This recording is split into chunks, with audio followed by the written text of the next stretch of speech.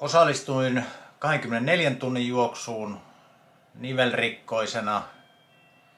Eli tuossahan oli jokin aika sitten, kun minulla oli todettu röntgenkuvien perusteella, että polvinivelessä on keskivaikea ja patellofemoraalinivelessä vakava artroosi.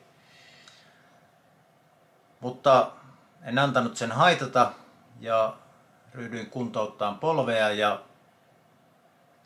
sitten tosiaan juoksin 100 kilometriä tuossa 24 tunnin juoksussa ja lopetin siihen. Missään vaiheessa ei ollut mitään ongelmaa, ei tullut mitään kramppeja tai ongelmia, että olisi koskenut selkään tai olisi koskenut polveen. Molemmat jalat toimivat yhtä hyvin.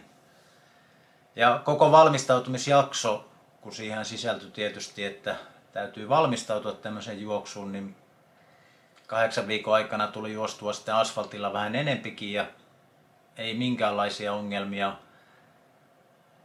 Ehkä kuntoutus on mennyt hyvin. Ehkä se oli se, että valmistautumisjaksoon sisältyi myöskin core-treenejä 2 kertaa viikossa. Ihan joka viikko en niitä tehnyt, mutta